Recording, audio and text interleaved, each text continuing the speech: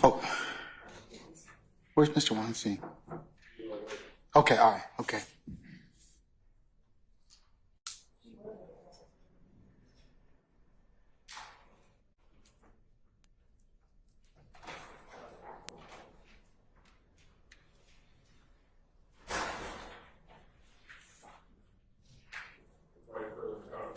All right, thank you, Deputy Ham.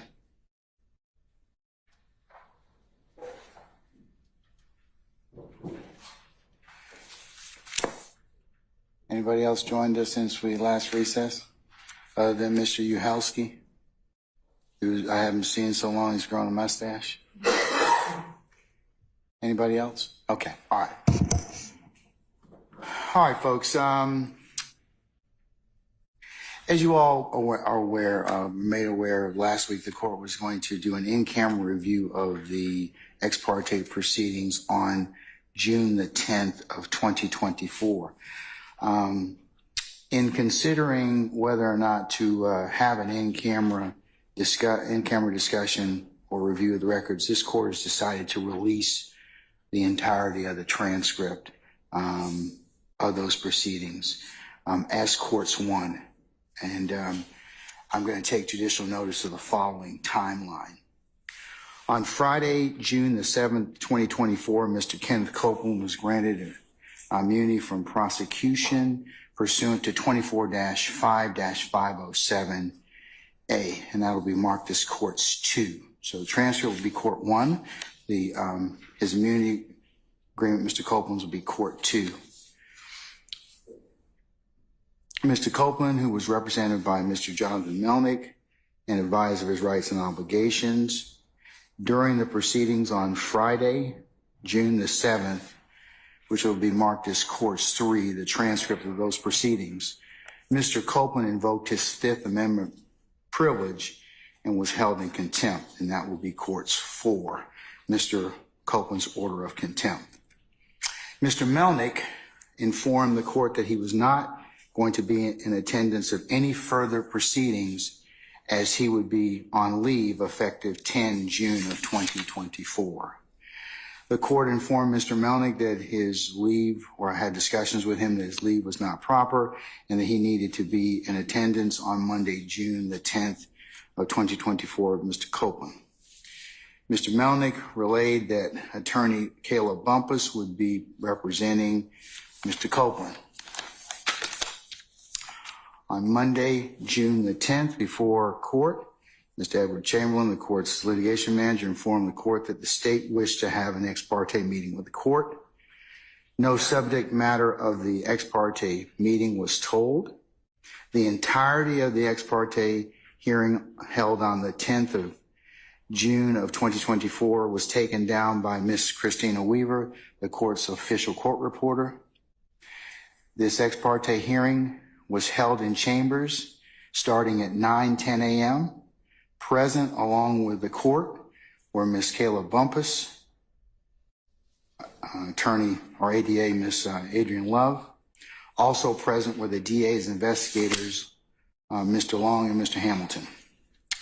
The ex parte hearing stood in recess from 9:34 to 10:03 a.m. to await Mr. Copeland's arrival. The ex parte hearing resumed with Mr. Copeland present at 10:03 a.m. Also present were attorney Bumpus, Miss Hilton, the DA's investigators Long and Hamilton, The court and security personnel, deputies Houston, McPherson, Brown, Sergeant Brown, and Sergeant Hall. The ex parte hearing stood in recess to allow Mr. Copeland to have a private conversation with Attorney Bumpus from 10:17 a.m. to 11:28 a.m. The ex parte hearing resumed at 11:28 a.m. The ex parte hearing concluded at 11:31 a.m. The court arrived in courtroom 1C at 11:49. The transcript of those proceedings, starting as of 11:49, or when the court presumed that held the proceedings on 10 June in courtroom 1C 2024, that will be marked as courts 5. The proceeding in 1C commenced on the record at 11:52 a.m. A lunch recess was had at 12:51 p.m.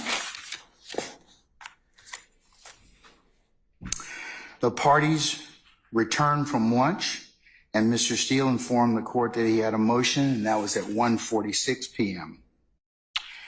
In asking then Mr. Steele later that afternoon was held in contempt. However, he was allowed to continue representation of Mr. Williams.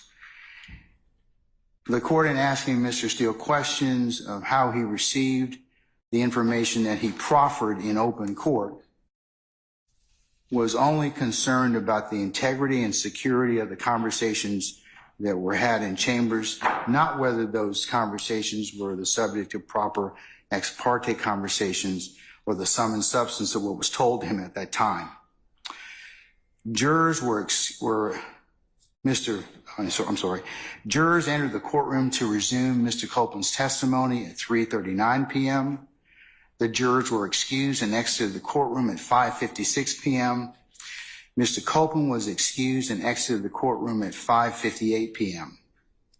The court asked Mr. Steele again whether he received ex parte information, and that would be at 5:59 p.m. Mr. Steele's counsel, Ms. Ashley Merchant, and Mr. Alex Susor entered the courtroom. Mr. Steele was held in criminal contempt. That order of that contempt will be marked as Court 6, and the proceedings concluded at 7:41 p.m.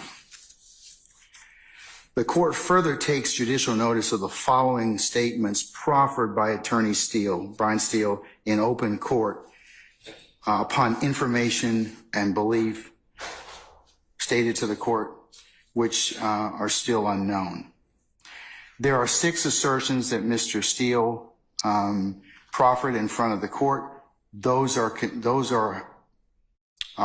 contained within the transcript of Courts 5, the proceedings that are held on the 10th of June of 2024 in courtroom 1C, which the court has already said will be part of this order. The first assertion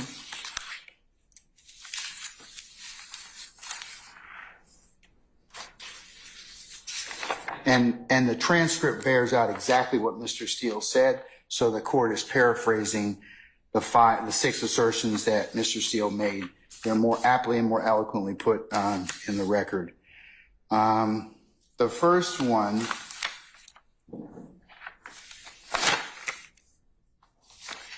involves his concern that supposedly in chambers, this honorable court reporter, court at times, district attorney or district attorneys before the DA's office, as well as investigators, sheriff, and deputies, Mr. Copeland and his counsel met together.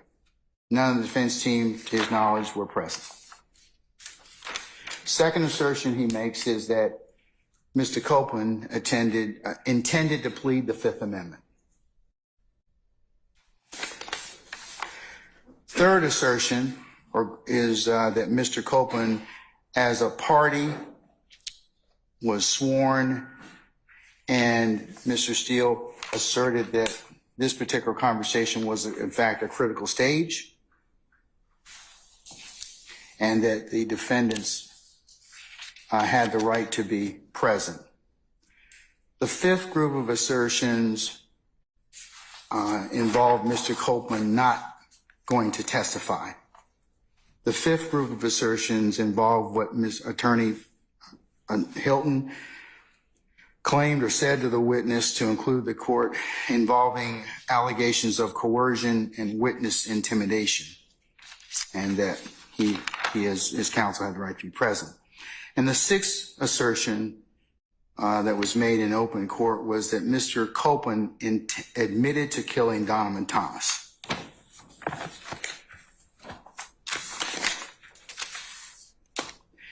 At some point after Mr. Steele was held in contempt by this court in the afternoon of June the 10th, it was brought to the court's attention, not at the court's request, by security personnel that video footage of what occurred outside courtroom 1C shows the interactions between Ms. Bumpus, Mr. Steele, Mr. Adams, and Mr. Sharp. The court in no way sought to investigate any facts of this involving this footage, and it only considered it for the security and timeline of events that occurred on June the 10th of 2024. Also, in no way did the court consider any of this footage in holding Mr. Steele in contempt. And as I said, mentioned it only for the purposes of considering the security and breach of information that occurred within the court's chambers, not for whether or not that was truthful or not.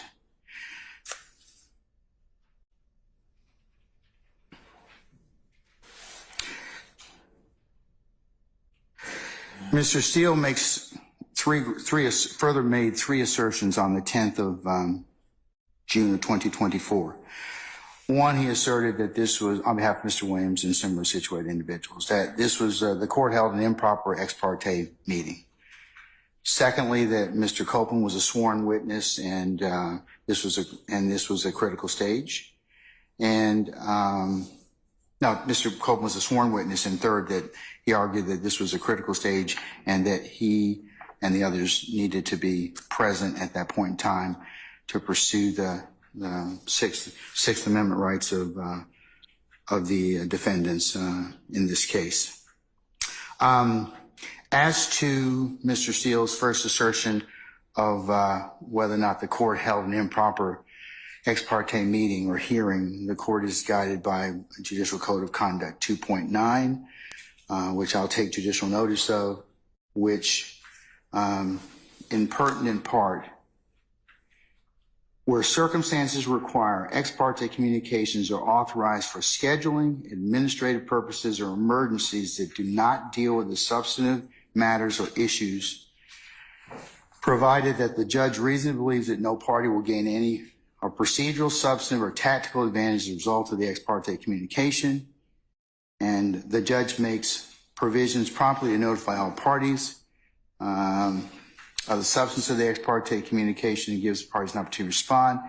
And in this particular circumstance, the transcript of these proceedings was just prepared and is final by my official court reporter, Ms. Weaver, and all counsel will be, as I said, given an opportunity to, as soon as the court finishes entering this order, it will be e-filed, so everyone will have a chance to take a look at it and use it as they see fit.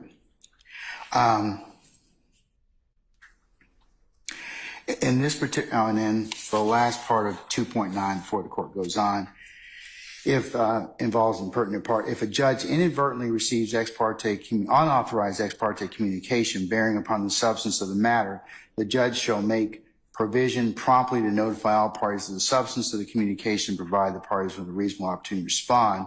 And as I mentioned earlier, I'm going to release the entirety of the transcript to you all to use as you see fit, and before any other further examination of Mr. Copeland.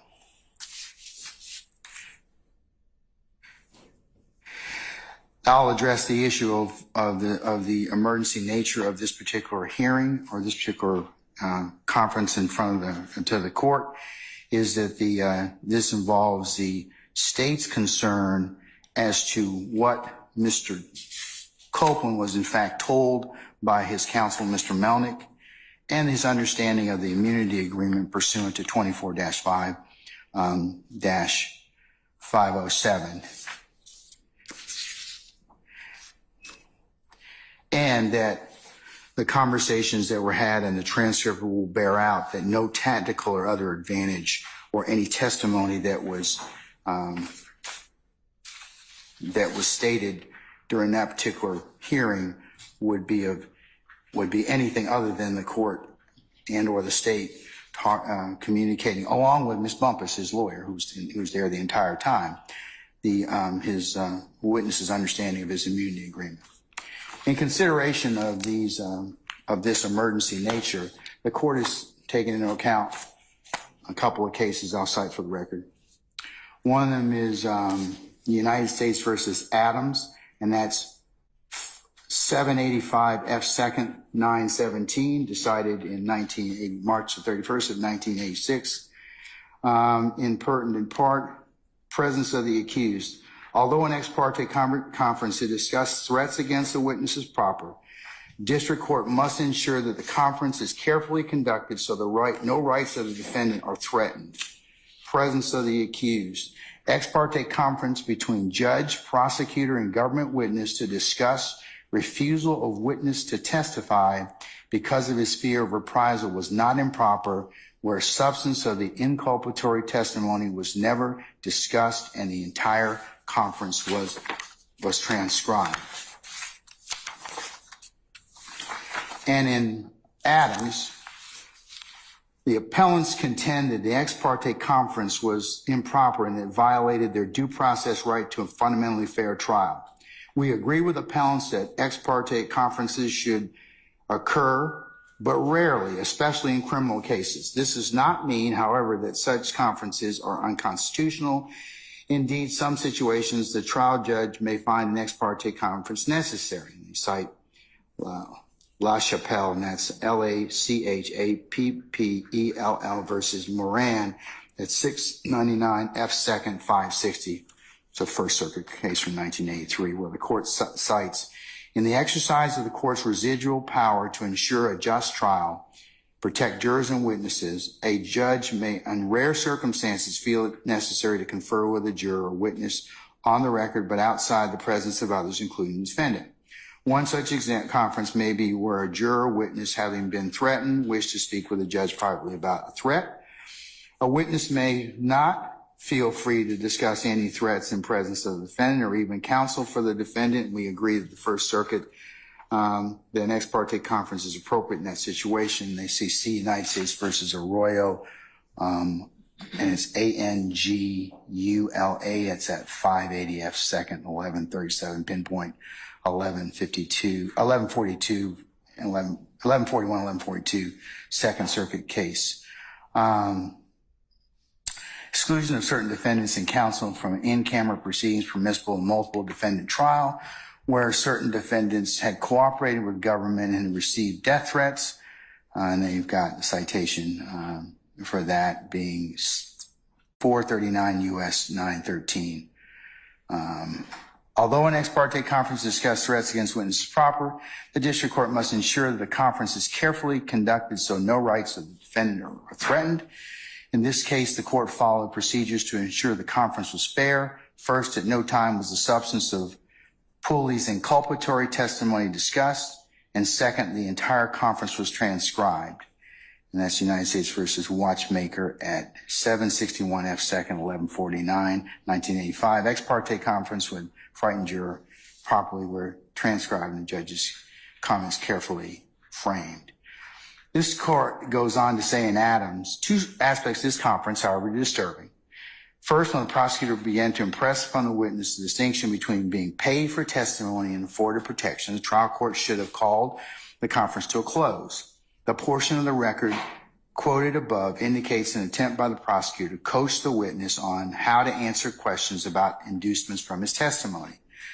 The court had already learned all it needed concerning the witness's fears and the prosecutor's plans for protection, there being no reason to participate in such coaching.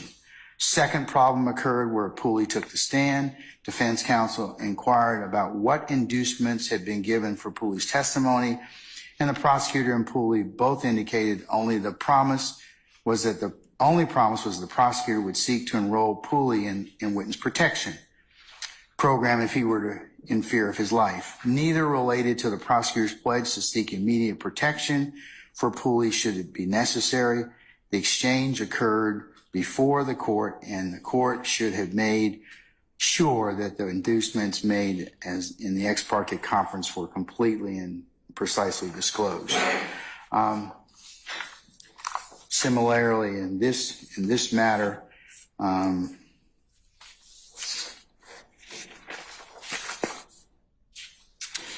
the only thing discussed between the state counsel for Mr. Copeland and this court were the understanding of his immunity agreement. There were no other testimonial statements made by in terms of what Mr. Copeland planned to testify to that were induced or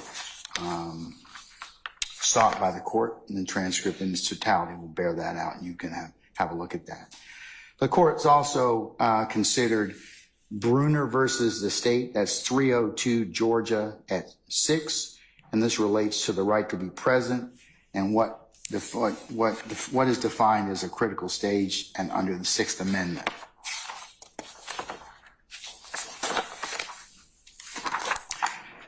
Bruner contends that he was denied the right under the Georgia Constitution to be present at certain critical stages of his trial proceedings.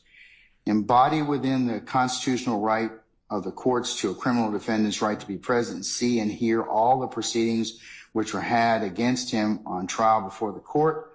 Ward versus the state, 288 Georgia 641, pinpoint 645. Violations of this due process right are presumed prejudicial, absent a waiver by defendant requiring new trial. However, there were no violation of Bruner's right to be present. The right to be present attaches to any stage of a criminal proceeding that is critical to its outcome if the defendant's presence would contribute to the fairness of the procedure. And that's Huff versus the state, 274 Georgia 110, pinpoint 111. Thus, a critical stage of a criminal proceeding is defined as one in which the defendant's rights may be lost, defense is waived, privilege is claimed or waived, or one in which the outcome of the case is substantially affected in some other way. And in this particular case, the court is of the opinion, basing on looking at the case law, that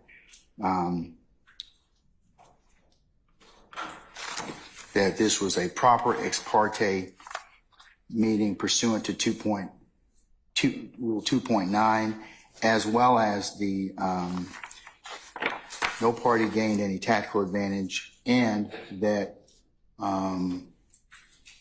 the proceedings as a whole are released to will be in the terms of the transcript. So what was said can readily be seen and utilized by the defendants.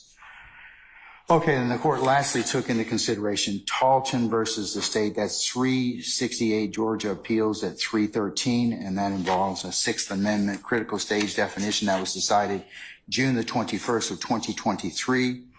And in pertinent part, in many instances, remand will be necessary when the right to be present claim under the Georgia Constitution is raised for the first time on appeal from criminal conviction. So Mr. Seals raised this at the appropriate time, and the court is in fact considering it. And the Georgia Constitution guarantees criminal defendant to be present, see and hear all proceedings in which are against him on trial before the court. Criminal defendant's right to be present under the Georgia Constitution attaches to any stage of the criminal proceeding which is critical to its outcome if the defendant's presence would contribute to the fairness of the procedure, but the right does not extend to situations where a defendant's presence would be useless or benefit but shadow. And under the Georgia Constitution, defendant who is represented by counsel need not be present for portions of the trial that involve questions of law and consist of essentially legal argument about which the defendant presumably has no knowledge. It is well settled under the Georgia Constitution guarantees a criminal defendant the right to be present and see here all the proceedings which are had against him or trial before the court. It's Prickett versus the State, 314 Georgia, 435 at 441 pinpoint.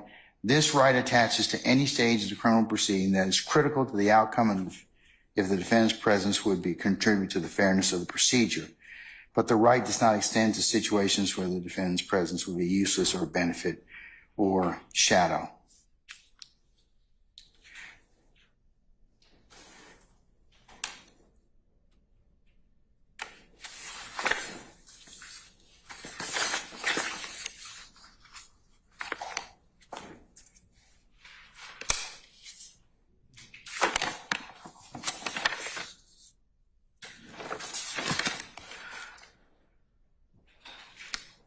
The court takes no position on whether Attorney Bumpus disclosed confidential or attorney-client matters. The court takes no position on whether Attorney Bumpus violated the duty of candor to other counsels involved in this case. These two questions can be resolved by the State Bar of Georgia and or our Supreme Court.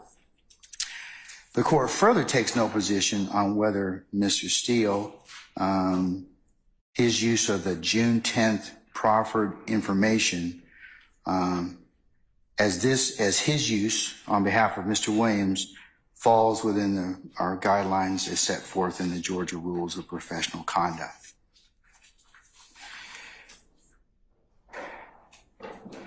The court's basis for having been explained on the record, a written order of this, along with the attachments, will be included in the record.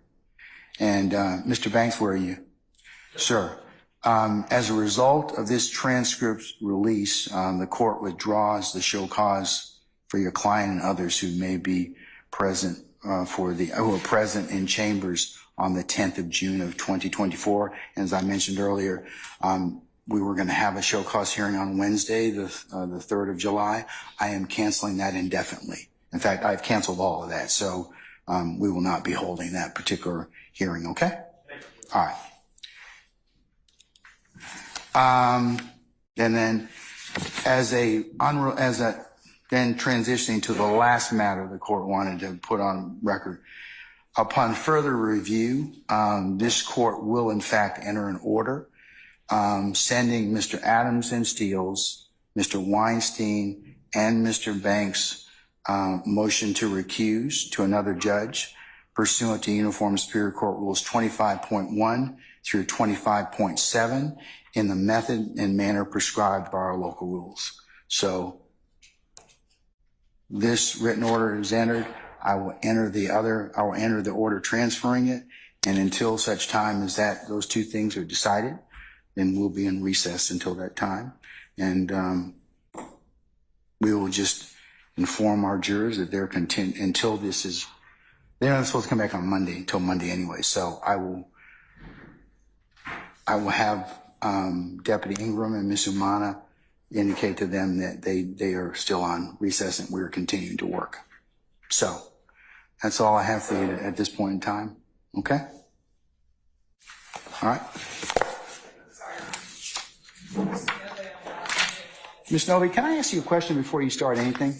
Madam, didn't your law firm represent one of the co-accused in this case? How are you then? Do you have an actual or perceived conflict in this case? No.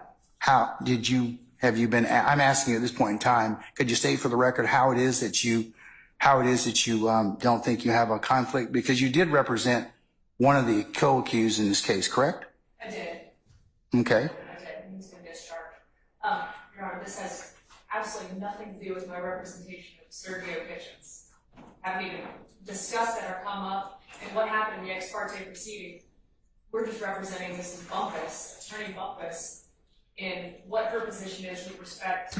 Is that on mute? Yeah, you're good now. Yeah, with respect to this court. So completely different matter. And now we're dealing with a contempt hearing of Miss Bumpus as opposed to a criminal prosecution of Mr. Kitchens. Completely different. And in fact, everything that we've gone through or anything we've learned about this case has nothing to do with what we've done with Attorney Bumpus. Okay, I just want to, because you may have an actual or perceived conflict. I just wanted to bring that to your attention. So if you think that it should be addressed, then I'm giving you the opportunity to do so at this point in time. Because you do have knowledge of this particular case, but all right. Well, I think half of else? America has. I'm sorry? I said I think half of America has knowledge of this particular case at this point. But they're not before us at this point in time. So what else did you want to? Well, and I'll speak for the court's purposes. I'll speak for myself and John Garland, who's also our co-counsel with Attorney Bumpus, and who was my co-counsel in Mr. Kitchen's case. All right. So I'll speak for both of us in that respect, since Mr. Garland's not able to be here. All right. A couple things that I just wanted to clarify for Your Honor. Is the court still intending to produce an order on what the court addressed orally on our recusal motion? Yes, ma'am. I'm going to produce an order basically bundling all, since there are 3 motions to recuse, to one to be spun on the wheel, so that we don't get 3 separate people hearing these particular matters. So I will do that effective today. Okay. So does that answer your question? It does with respect to that. The other issue was I think the court was holding under advisement our motion to quash. That makes this moot at this point in time. Okay. So since I'm not going to have a hearing at this point or at any time in the future, you can re-raise it at that point in time if you so desire. That's fine. So we'll just I'm telling you at this point in time, I have no desire to resolve that. I don't need to at this point in time. Okay. All right. Those are the questions that I had. Okay. All right. Madam, unless you have anything else, you all can be excused. Counsels, I'm going to go ahead and, like I said, work on this particular order. I actually memorialized the order in writing and the motion to recuse in terms of the sending it to another judge pursuant to 25.1 through 25.7. And we'll see in a little bit, depending upon how it's ruled upon. All right? All right. Your Honor, do we have a timeline of when the motion to recuse may be heard? Don't know.